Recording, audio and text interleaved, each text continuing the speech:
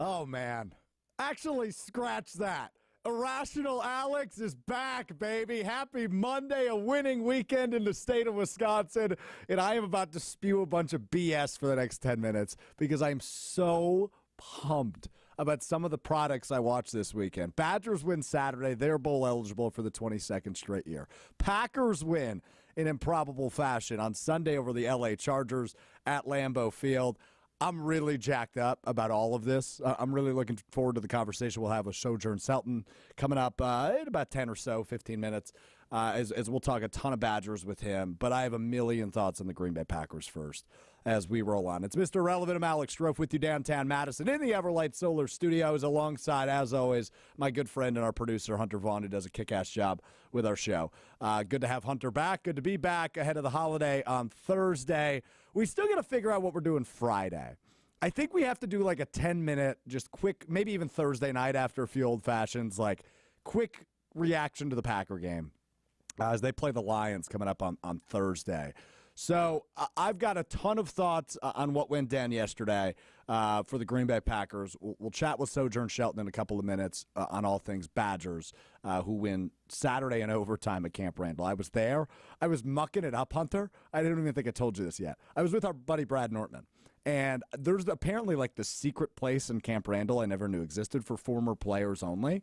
It's like it's a little club, and you can't see the field. So it's almost like a little dungeon where they have TVs and fireplaces and a bar and food, but you can't see the field. So I was mucking it up with I'll name drop this one because he's a teammate of ours. Gary Ellerson was in there. So I was talking to Gary during the game, and I did not belong there. I met Brad's long snapper from when he was punting at UW. It was a wild experience for me. So anyway, just a humble brag there to kick off the Monday edition. So let's dive into this Packers game. 23-20 over the Los Angeles Chargers yesterday at Lambeau Field. And on Green Bay game day leading into Packers-Chargers, the pregame show I host every week, with Brad Nortman, with Jason Wilde, Brian Bulaga joined us, Tori Lowe was with us as well, Rob Demovsky. We kind of all came to the conclusion heading into this game. This was Jordan Love's best opportunity to show he belongs. And we didn't mean that necessarily from, hey, this is going to be a 300-yard multiple touchdown game, but this is a direct comparison. He's playing a guy that was drafted in the same draft class as him and has played a lot more than him, and you can kind of see where Jordan Love is at in terms of his progression by just strictly comparing the numbers to what Justin Herbert does on Sunday at Lambeau Field. When you compare the numbers, Jordan Love's are better. And Jordan Love's targets and pieces around him, specifically after Aaron Jones went down with what looks to not be as serious as maybe we initially thought with an injury. When you look at what was around Jordan Love and what he made the most of, yeah, you've got to be really thrilled with where Jordan Love is at. He played his best game as a Green Bay Packer yesterday, after we said that last week against Pittsburgh, where he threw 2 interceptions. We thought last week was his best game as a Packer. He doubles down and has his best game as a Packer yesterday against L.A. The line exactly was 27 for 40, 322 yards and 2 touchdowns. But that wasn't what stuck out to me most. All along with Jordan Love, it's been the poise and the ability to rebound and not overreact. That's always been impressive for him. But yesterday, he's making throws. He's not clicking the heels when he's dropping back. He is opening up the field of play more so than he has ever now in his 10th start, or really 11th, but 10th start this season for the Green Bay Packers. But what really stood out to me yesterday in the Packers win was the way the rookies showed up and showed out. Aaron Jones goes down. Emmanuel Wilson comes in at running back. He eventually loses the game with an injury. But Emmanuel Wilson, the couple of plays he was in there, was really good. You look at some of the statistical leaders for the Packers yesterday. The leading receiver, 3 catches, 91 yards. Dontavian Wicks. The leading rusher was a wide receiver. 3 carries, 46 yards and a touchdown for Jaden Reed, who we'll get to in a second. Defensively, with the most pass deflections, 3 of them. Carrington Valentine. No Jair Alexander yesterday. Carrington Valentine had 3 pass deflections. And by the way, Carl Brooks getting in there with a sack, which was tied for the lead. Rashawn Gary also had one. So you look across the Packers depth chart and box score yesterday, the rookies showed up and showed out. And that is what you look for in Week 10. This is a 4-6 football team. And we can get into the wild theories of, hey, man, after this Lions-Chiefs stretch, they really could rattle off 4 or 5 straight and maybe sneak into the playoffs. I'm still not looking at that. I'm not counting on that. But this is what you look for, the progression and the development and the growth from these young players that Brian Gutekunst has assembled and thrown on Lambeau Field. This is what you need to see. So what you saw yesterday from the Green Bay Packers is the best you've seen all season. And that is a really, really, really encouraging sign.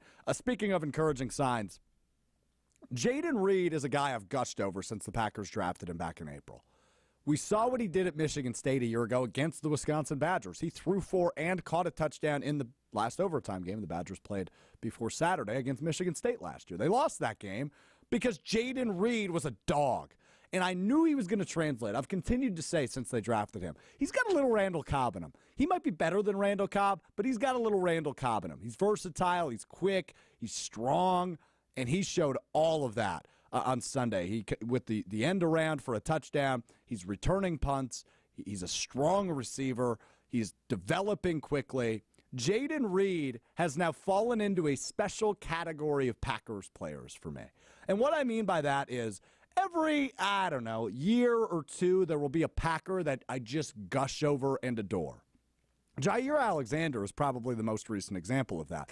But before Jair Alexander, there was a guy by the name of Ty Montgomery who I just loved. He was the wide receiver, converted running back, 88 as a running back. So I was curious. I went back on Twitter. I searched my name and just Ty Montgomery, the keywords. And I've tweeted 14 times just about how much I love Ty Montgomery.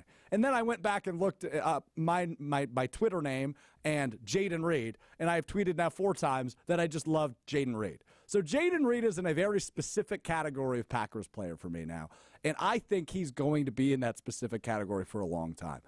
Jayden Reed is the best wide receiver on the Green Bay Packers roster. That's wild to say through 10 weeks of his rookie season, but Christian Watson hasn't come out the way you expected. Romeo Doubs is probably in that category as well. Strong hands, has a nice touchdown catch yesterday. But Jayden Reed is overall the most talented receiver on the Packers roster. So what does that make you think about 2024 and 2025?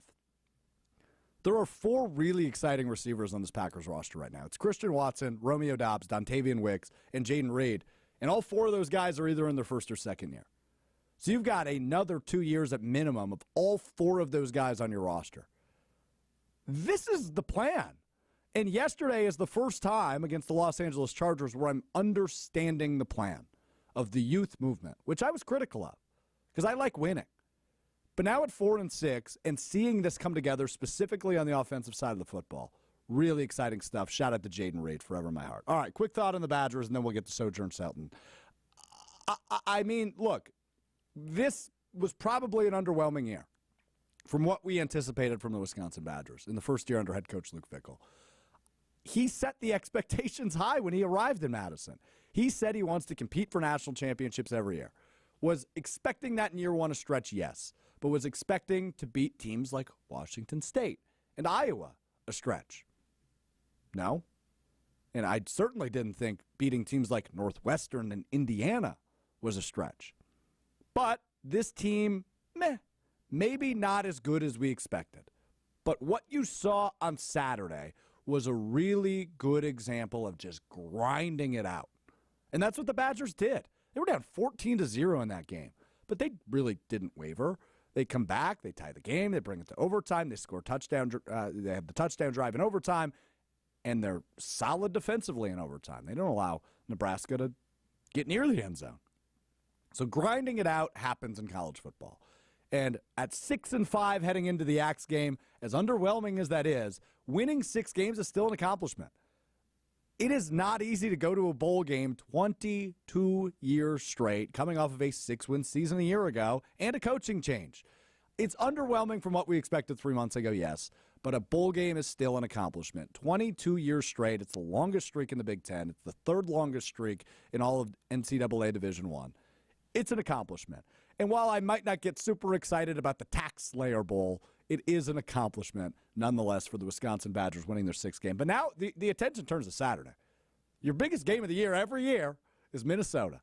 and you're on the road. You haven't won the Axe for a couple of years.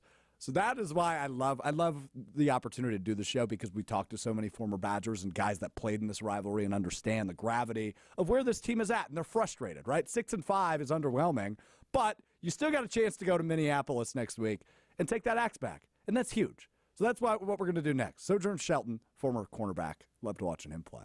Spent some time in the league. We're going to talk to him next about this Axe game, about the 6-5 season, about grinding it out.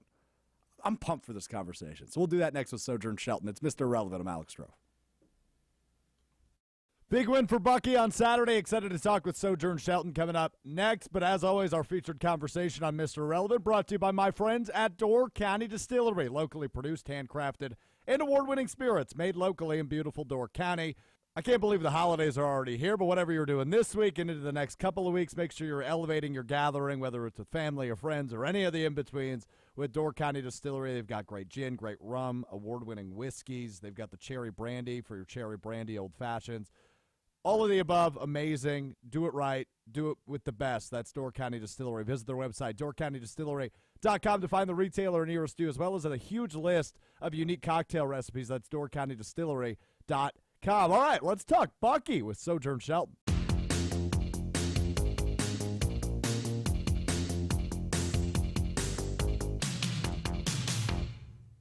All right, pumped for this one. And we'll get to the Badgers talk. Sojourn Shelton joins us now on Mr. Irrelevant. So how are you, bro? Thanks for doing this. How's everything? How's everything? I appreciate you for having me. For sure. I'm good, dude. Now, it seems like you might be in a rougher spot than me, because I'm going through doing some research prior to the show. I'm scrolling through your Twitter like a prepared interviewer does. And I read on Friday, quote, "Was having a great day. Then passing Central Park, a softball hit my windshield. Cracked the whole thing." What the hell happened here?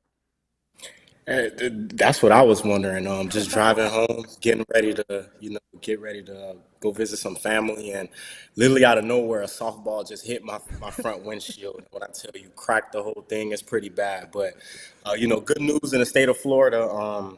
The state fixes all front windshields, so I'm good on Wednesday. I got my appointment, and I'm back in business. So I'm pretty good as far as that. So but that was Friday. You don't get it till Wednesday. So we're going 5 days without really having a functioning windshield. Yeah. Well, good thing I got friends, mom. I can grab and use their car. It's a little difficult, right? Not having your wheels and your way around, but it's all good. Like I said, Wednesday we right back. So that's what I was going to ask. Are you still using it? So did it like spiderweb or did it shatter? What happened here? No, it's just spider web. So Okay. it's right on the left side, on the driver's side. Oh, man. And then it's spider web. So it's like a long streak through my front windshield. Yeah, it's a lot going on. Going on. So what's going on in your head when this happens? You're like, oh, man, of course, I'm having a good day and this happens. A lot of stuff went on in my head at that moment, and then not knowing that the state fixes it, I'm just thinking in my head, right, like, this is going to be a lot for me to, to pay and have to fix. But, I got on the phone with my mom and dad, and they told me, and it was like, you're a lucky one for sure. The state will take care of it for me. That's so good. All right, we'll move off that. I don't mean to relive your trauma, but I saw that tweet and I had to bring it up because that's just crappy, man. Like, it's just something bad happens to good people. What are the odds, man? Right? What are the odds? Not high. I always think, like, if I'm golfing, right, and I see you're wearing your Vibes Golf Club hat, you're driving down the golf course. I got really close to getting smoked by a golf ball this year. One of the few times I went golfing. I'm just like, I wonder how much that happens. I would hope it don't happen at all. I would think that's not a good feeling at all to get hit by a golf ball, especially with somebody. You know what I'm saying? Yeah, it can't feel good at all. At least, in a car, I'm protected a little bit, right? But golf ball, I know that one that felt good, my man. Yeah, if I'm in your shoes, I'm like, thank God that windshield didn't shatter. Thank God I'm not dealing with glass. Thank God it didn't hit me. Yeah. Thank God I'm still on the road, right? Like, there's just so many things that would go through my head. Anyway, all right, let's talk Badgers. Big win on Saturday, so. Like, overtime, grinding it out, a game you're down 14-0. You punch your ticket to bowl eligibility for the 22nd year. But certainly we're watching the beginning of that game, and I'm thinking to myself, oh, no, not again. They're down 14-0 to Nebraska. They lose to Indiana and Northwestern in the last 2 weeks. So down 14-0, where are you at as you're watching this unfold? I am at the crib. I'm watching the game with my daughter. Good thing she'll sit next to me and watch football as long as I give her the iPad, right? But I actually tweeted, during the game, like, we're getting our butts kicked. And the same feeling that everybody else was having, like, just not again, especially to Nebraska with a trophy game.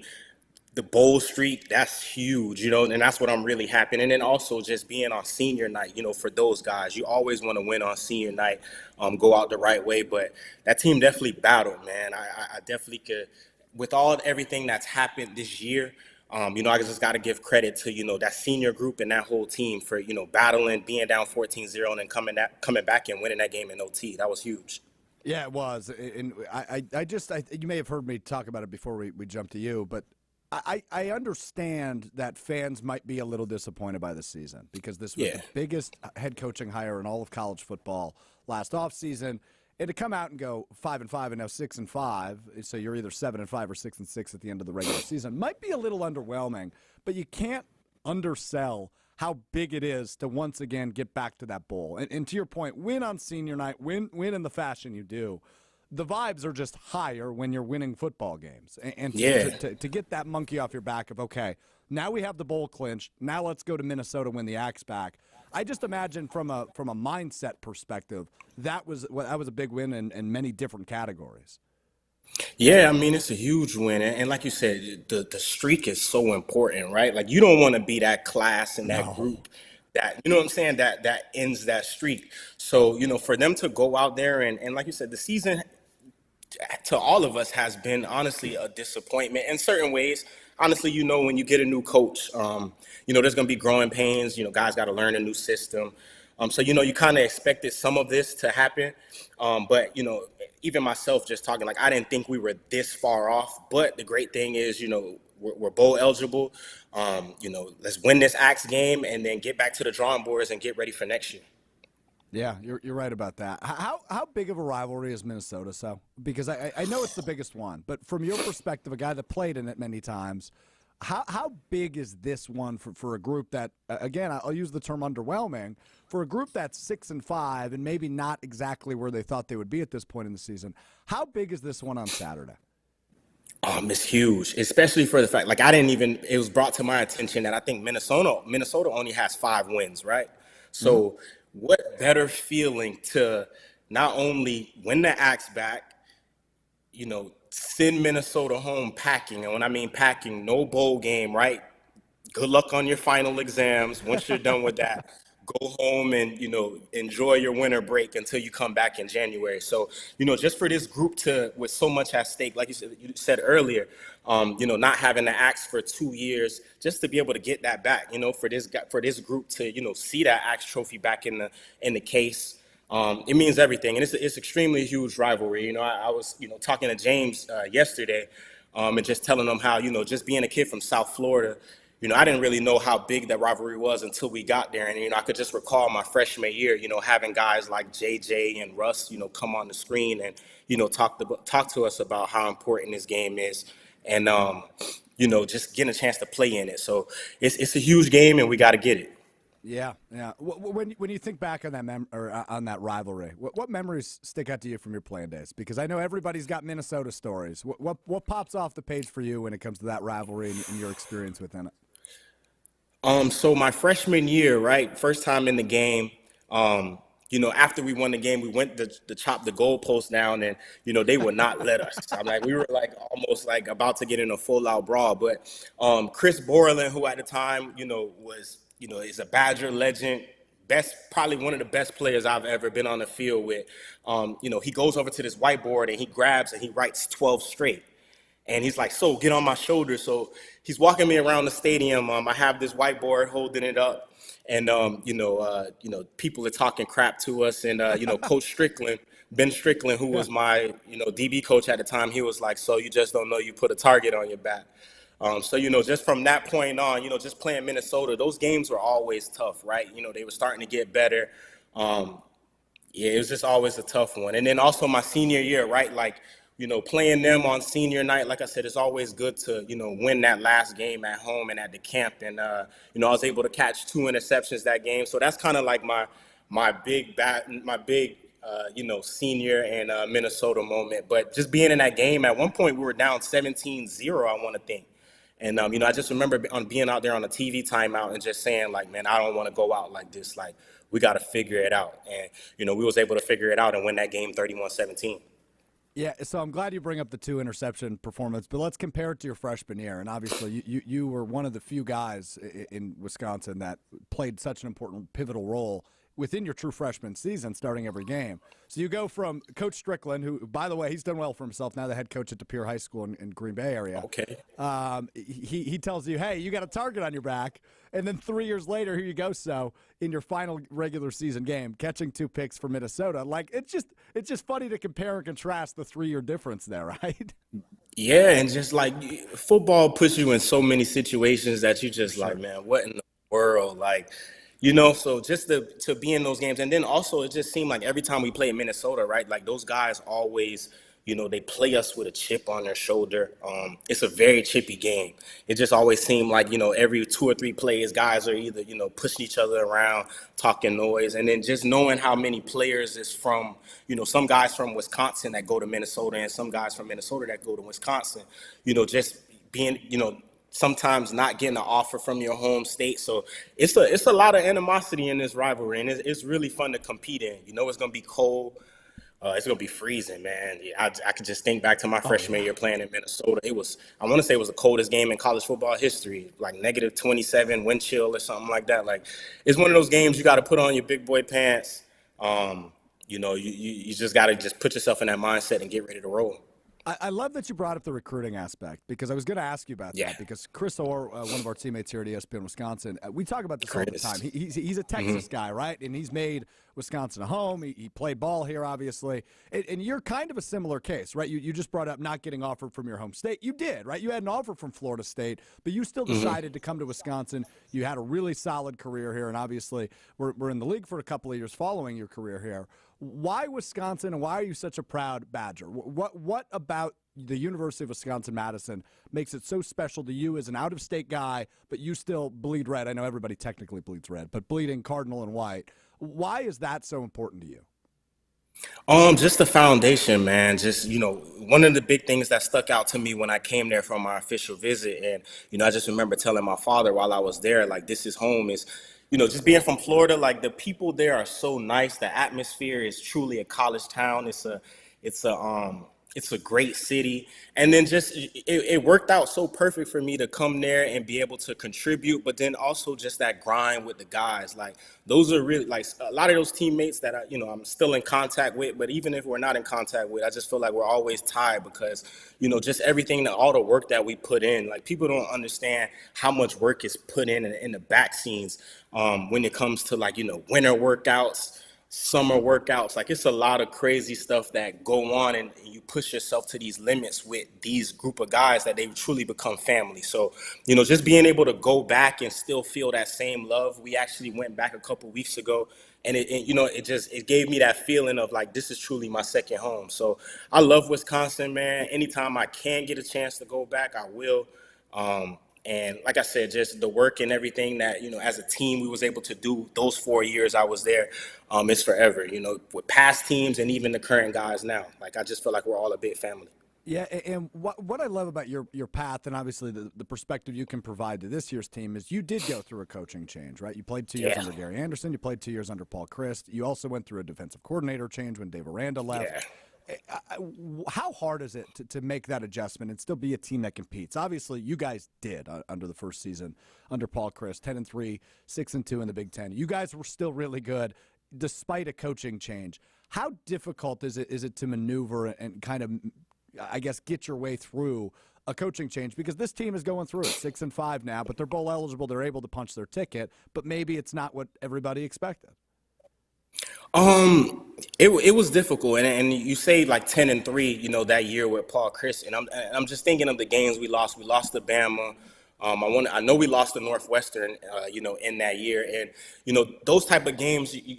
like you don't expect to lose, but at the same time, when you're going through a coaching change, you understand that things are going to be a lot more different. And I just look at the philosophies that Coach Anderson had, and then going to, with Coach Chris coming back, just kind of him actually like coaching the philosophies of the Badger way. And I think that's what the difference is going from Coach Chris to Coach Fickle. Coach Fickle is obviously bringing, a different defensive scheme, adding into the air raid offense. So there's a lot of things that guys are having to learn and get acclimated to. And that's why I kind of felt like I knew this year was going to be a learning curve, because we're not adjusted to the air raid offense, right? And guys Yeah. are gonna have to guys are like, a lot of things are gonna be changing. Also, like the 3-3-5 defense, like that's totally new too. So, you know, those little things like that, as far as changing schemes, is so important, and guys are gonna have to, jump on board. And then also with Coach Fickle bringing his guys in, with his recruiting class and everything, I think next year we'll finally get a chance to look at the product.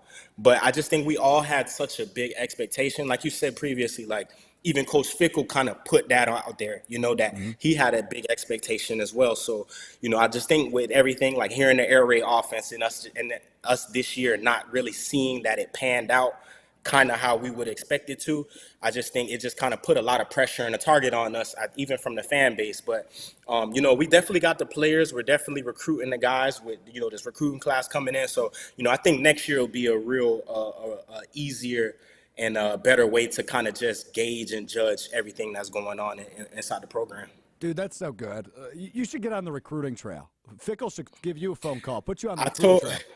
I sent out a tweet not too long ago. A lot of guys, even one of my past teammates, Keelan Brooking, he's a DB coach, and then just a lot of guys tell me they think I should get into coaching, but that's the one reason why I said I won't, man. Just all that recruiting and stuff, it's a lot. That's a really big task, right? To go in and have to recruit a lot of guys, and it's a lot that goes into it. So. It is something in the air. It is something I'm thinking about, but maybe I haven't talked to Coach Fickle or anybody about that. So, who knows what school it might be for if I do decide to get into coaching. But if it could be for the home state, the home team, I would that'd definitely be cool. We'll have your people reach out to his people. We'll make the connect happen. I mean, come on, dude. You just made the best recruiting pitch I've heard in a while. So I'm really buried the lead here, though, Sojourn, as I see you're sitting in front of a beautifully decorated Christmas tree on November 20th. You're a Christmas baby. Your birthday is December 25th. So do we go all? I mean, I am a firm believer your Christmas tree's up a week too early. I think you have to wait until after Thanksgiving, but it's your call, Okay. not mine. But do you go all in for Christmas? I mean, what is Christmas like for you as a Christmas baby? Oh, Christmas for me, you want me to be honest, it sucks, man. Really? And not in a bad way. I mean, obviously to be able to, see another year is always, the goal and always good. But man, I'm buying people gifts on my birthday.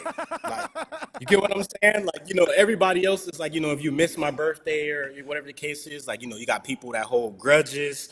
And then when my birthday come around, people will say like Merry Christmas and keep going, and then totally forget it's my birthday. So, as I got older, it kind of stinks. I got a daughter now. That's obvious. That's a plus. But yeah, I gotta buy people gifts, man, and they expect gifts too, and they expect good ones. So, but overall, just getting into the Christmas spirit. This is the best time of the year, and it goes by so fast, right? Like you're gonna blink in the eye, and it's gonna be New Year. So, we got the tree up, Grinch theme.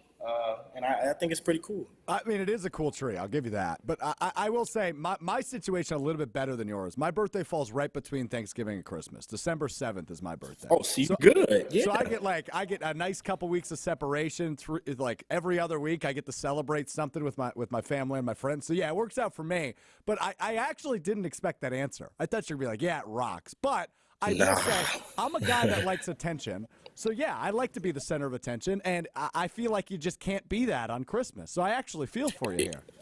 Yeah, you can't be the center. And, you only get one day a year, right? Like you said, December 7th is your day. Right. You know what I'm saying? So, with being born on Christmas, as a kid, it was awesome. You would come downstairs, there's a million gifts, opening, gifts for hours. And, I remember my father telling me, this is going to slow down as you get older. And, now sitting at about to turn 29, yeah, like sometimes I don't even get any gifts. So, but it's cool, man. It's a blessing. Like you said, it's the best time of the year. And, I'm just happy to just be in the Christmas spirit, and it'd be fun. So are you pro or anti? I imagine you're pro Christmas music. Are you already listening to Christmas music? Oh yeah, like if you come in the house like around 6 o'clock, we'll have the tree lit. The Beats Pill playing some Christmas music, just going about the day. I know we're a little early, but like I said, it goes by so fast, man. You guys just gotta enjoy the time before. Like I said, it'll be January 1st, and you'll be taking down the tree. So, it's definitely pro Christmas in the house. I love your optimism, but I just can't get down with it. Maybe I'm the Grinch. I think I need your tree. That seems like it fits me a little bit better than you. Yeah. I mean, but it'll be December next week, right? Yeah. Like next week. It's coming fast, man. It's coming fast. It's coming fast. Well, the Axe game this weekend between Wisconsin and Minnesota, they could certainly use Sojourn Shelton on the field to help bring the Axe back. Ricardo got it. Ricardo got it. Rico's a good corner. But this is why I think you should get into coaching, because I think they could use a little bit of some of your skill. I mean, not everybody runs the 20-yard shuttle as fast as you did. Third fastest in your draft class. Humble brag. So, well, anyway. Awesome stuff, Sojourn. Let's do this again soon. I appreciate your perspective and you taking the time, bro. This was awesome. Yeah, no problem. I appreciate you having me. And next time, let's talk Packers. I watch NFL, college. Let's talk Packers next time. Well, I got you then. Give me a quick take on Jordan Love. I mean, you're a corner. You've watched a lot of quarterbacks. You played with a lot of good quarterbacks throughout your time in the league. What'd you make of his game yesterday? I mean, he tore it up against the Chargers yesterday. Yeah, and that is a competitive and honestly, in my world, in the NFL world, I feel like the Chargers might have maybe a top 3 constructed team just as far as skill. And then I just seen, as far as like money being put into their defense there, I want to say the second most as far as, contract and money wise. So, to see him play like that yesterday, it was good. And, for Packer fans, just calm down. Being behind Aaron Rodgers for so long, you kind of get used to and adjusted to, a certain way. And, I think even with Jordan getting a chance to sit behind him and learn for a while, he still got to see some of those looks and those game looks. It's one thing of going and practice against your defense, which is really good. But, guys are going to find different ways to attack you off different offensive coordinators. So now that he's starting to fully get that year under his belt where he's seeing like, okay, this is how teams are going to, go up against me. This is the curveballs they're going to throw at me as far as disguises. I think next year he'll be better. And their receiver core is young. So you just got to give everybody some time, man. They're still in the hunt. The division is actually getting better with, Detroit playing pretty good. Minnesota is okay. Chicago with a big draft class coming up that could, be franchise changing. So, it's just up to those guys to, put it all together and, they'll be okay. Their defense is good. Just got to get the offense on board. Jordan Love continue to grow and they'll be fine in the long run. All right. So here's what we're going to do, Sal. We're going to check back in with you in like 4 or 5 weeks as we get ready for the bowl game, as the NFL season comes to an end. I think you and I could just do like a big NFL at large segment, because the NFL's made no damn sense this year. The Bengals are all over the place. The Bills are firing their offensive coordinator. The Packers are up and down. Like, I feel like you and I, as we get close to the end of the regular season, the NFL and the bowl game, I think you and I should just take a half an hour, 45 minutes, and break down everything and just rattle off random thoughts. You game for that? Let's do it. Just let me know and let Tom know, and we can make it make it happen. We'll make the connect. Sojourn Shelton, you're the best, dude. This was awesome. Thanks again. Appreciate you, my man. Thank you for having me. Y'all have a good one.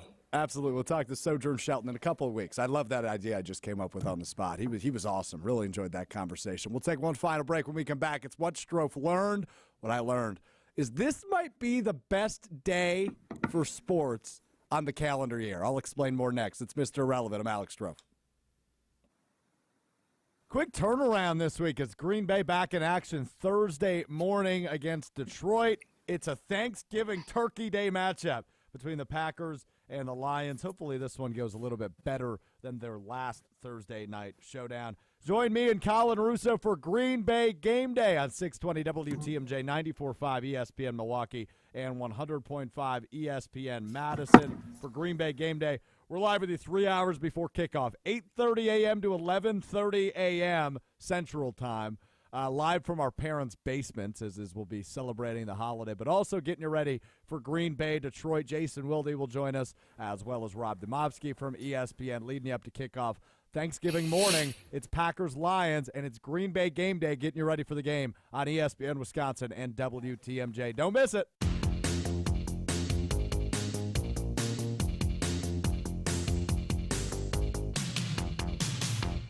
Mondays are typically not the day that I decide I need to be glued to my couch tonight. Tonight is one of those days. You learn something new every day, as do I. It's time now for What Strouf Learned as we wrap up Mr. Relevant. Thanks again to Sojourn Shelton for joining us, talking all things Badgers. A little bit of Packers there at the end. Love that, too, his take on Jay Love. So what I learned is today might be the best day of sports on the calendar year, which is weird to say on a Monday before Thanksgiving. But let's just run through what we got going on today. I talk about it all the time. I am a huge college basketball fan. That plays into this heavily. But first things first, Monday Night Football on ESPN tonight is a rematch of the Super Bowl. You have the two best teams in the NFL, bar none, except maybe Baltimore Ravens. The Baltimore Ravens may want to have a conversation. But you have the Kansas City Chiefs and the Philadelphia Eagles tonight on Monday Night Football. This is reminiscent of, I think it was it 2018 or 2019 when it was Rams-Chiefs on Monday night and they scored like 110 points. I don't expect 110 points tonight, but I expect a damn good football game against the Chiefs and the Eagles. So that is number one. But then if you look at the college basketball slate, it's tip-off week. So you have games starting at least in Wisconsin, you have really good games starting like in 5 minutes at 1 o'clock this afternoon. You have a decent game coming up in just a couple of minutes against Tennessee and Syracuse. Both teams 3-0. You saw Tennessee beat the Badgers a couple weeks ago. So you know they're a good team, 7th in the country. That game tips off in a half an hour. It's Monday, by the way. Look across the college basketball, and I'm not even going to bring up Wisconsin-Virginia. I know nobody likes defense. Wisconsin-Virginia play tonight in the Fort Myers tip-off. The Maui Invitational, the most stacked field the Maui has ever had, tips off tonight. And you have a top 11 matchup between Purdue and Gonzaga tonight. You have the Satva Empire Classic. You have a top 15 matchup between the reigning national champion UConn Huskies and Texas at 6 o'clock tonight. You have Marquette Hunter, number 14 team in the country. Number 4 team in the country, excuse me. Yeah, taking on some respect. UCLA. Both teams 3-0. UCLA is a really good big this year. That's a fun matchup. I mean, and then tomorrow, you might get Kansas-Marquette tomorrow because Kansas is taking on Chaminade tonight. Imagine Chaminade's not going to win that game. But you have an incredible college hoop slate tonight in the opening round of all these tip-offs. So think about what Wednesday is going to bring. You're going to have like a top 3 matchup in the Maui Championship on Wednesday because you got Purdue, you got Marquette, you got Kansas, all in that field. I'm just jacked about – I might need to break out 3 TVs tonight. This is the second best week in the college basketball season. The best week is still rounds 1 and 2 of the tournament. But then this week, I would take this week over Conference Championship week? Wow, okay. Yep. I think that's a take, but I would say this year it applies. But again, this year it applies. Yep. I think that's a fair point by you. So I'm in love with what we got going on tonight. A lot of good sports, lots to react to for Wednesday's episode. Couldn't be more pumped up about it. So what I learned is tonight might be the best college, or at least sports slate of the calendar year. You could, of course, make an argument for like when the equinox happened a couple weeks ago where you have hockey, you have the NBA, which you have NBA games tonight, but I don't really care about those, to be real honest with you. It's not playoffs yet. I don't care. Yeah, no, that's kind of where I am with the NBA. The in-season tournament isn't to the point where I'm intrigued yet, where I think like next week is where it really kicks into high gear. And you start cutting down and you figure out who wins the groups. Then I'll watch it. I'll go out of my way to watch it. I'm not there yet with the in-season tournament. There's no buzz for me, which there's not in-season tournament games on a Monday night. But anyway, that's a take for another day. So great college basketball slate tonight. Awesome NFL game tonight. Plenty to react to. Jordan Love. By the way, also learned this while we were talking to Sojourn Shelton. Jordan Love up for the FedEx Air Player of the Week this week. First 300-yard game for a Packers quarterback in 31 games since Aaron Rodgers did it against the Bears in December of 2021. 322 yards for Jordan Love yesterday against the Chargers. Don't look now. Packers in the hunt. They technically are the 8th team in the NFC right now, a game and a half back of the Vikings, who they still play yet in this season. I'm not saying there's a chance. I'm just saying there's a chance. Thanks again to Sojourn Shelton. Thanks, as always, to Hunter Vaughn. That'll do it for us today. We'll be back with you Wednesday ahead of Packers-Lions. We'll preview it on Wednesday, and we'll post something. I will promise you this. I will post something in the podcast feed on Friday. I don't know what it will be yet. Might be a very quick reaction. It might be a rant. I can join live from my mother-in-law's house. I'll be at my mom's house, so I'll be with you on that one, bro. So we will see. But I got to react to Packers-Lions, so we'll do that Friday, at least in some version of the podcast, which if you haven't subscribed to the podcast feed already, please go do that. Apple Podcasts, Spotify, Wisconsin On Demand, wherever you get your podcasts, just search Mr. Irrelevant. You'll find it. It'll be the first result that pops up. Click subscribe, rate it 5 stars. And if you're watching live with us, make sure you follow me. You follow ESPN Madison on YouTube, Twitter, Facebook, where you can watch this live every Monday, Wednesday, and most Fridays, just not last Friday and not this Friday with the holiday. But we'll be back for Friday episodes coming up next week. All right, that does it for us. We'll be back with you Wednesday. This has been Mr. Relevant. I'm Alex Strouf.